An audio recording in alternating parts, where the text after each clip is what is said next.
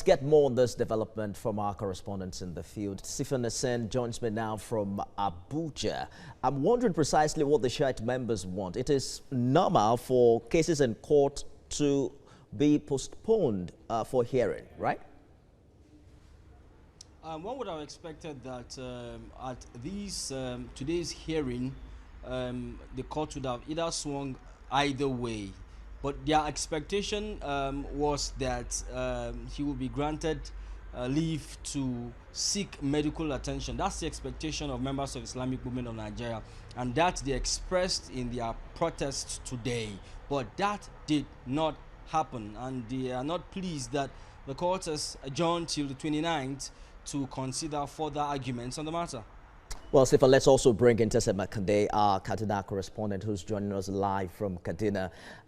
Tell us very quickly, we understand that the IMN is not the only Shiite sect in Nigeria. What do you make this group at par, or rather always against and fighting the government, as we've seen in time past? Well, we have, there's more than just one Shiite sect, as it were. There is the Al-Hura Uzam, there's the Al-Faklin, and perhaps a few others. But to talk about the IMN precisely, drawing inspiration from the words of the state governor here in Malam, Nasir El-Rufai, he described the IMN as an insurgency and bad news for Nigeria. And he, I asked him a few years ago about, why he actually described them that way. He said they don't mean good news for Nigeria at all. And so it's illegal for anybody in Kaduna State, in Zaria and other parts of the state to, make pronouncements to the fact that they are members of the IMN. It's that serious here in Kaduna. You spoke with some journalists earlier today who were not quite pleased with the fact that these proceedings were held behind closed doors. Was any reason given for that development in Kaduna? Well, no reason whatsoever was given. We made efforts to get to the court, the courts, but heavily armed security personnel wouldn't just allow anybody get close to the premises. It's not the first time this is happening. Since the case started, it's been the recurring decimal. We've been asking questions as to why we, as members of the press, will be denied access, and we've not really had answers up till now. Just hold on, Tesem, but let's get to Abuja very quickly. Sifon, the Shiite members are insisting to continue with this protest. What precisely do they want this time? It's the same thing they've always wanted, the release of the Sheikh Ibrahim El-Zakzaky and his wife from the protective custody of the secret police. And that's why they take to the streets in Abuja and other parts of the country time and again. And they insist that they will not back down.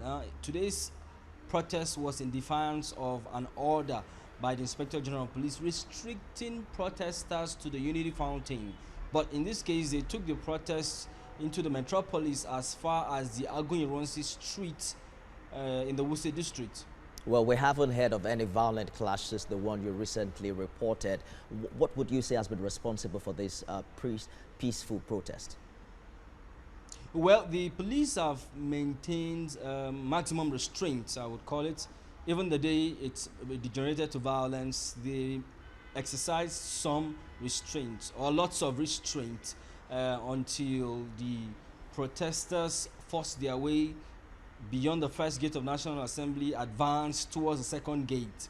At that point, they had crossed the Rubicon. So that was why warning shots were fired against the protesters. But in today's protests, police were nowhere near. They maintained some distance, managing security around about the city and managing traffic, but ensured they were not within earshot of the protesters, so that does not provoke them to violence. That was what we observed today. So have we gotten a response from the IGP now as regards what transpired earlier today? Well, he has not spoken. He's not issued any statement as yet, but we are expecting that maybe a couple of moments from or hours from now we would get words from the Inspector General as regards the defiance. Sifon Esien, our correspondent in Abuja, thank you for talking to us. Keep an eye on those protests. Let's get to Kaduna now very quickly. Beyond the 2015 clash with the army in Zaria, what else could have led to the arrest and continuous detention of the IMN leader and his wife? Tesem. Yes, I'll still, to answer your question, draw inspiration from the words of the state governor here. Nasir El-Rufai says the IMN, beyond being bad news for Nigeria, their mode of operation of practicing religion is against tenets of peace. El-Rufai says they have a military wing called the Huras, and for you to have a military within a government in Nigeria, it doesn't mean well. And so the governor believes that this should not continue.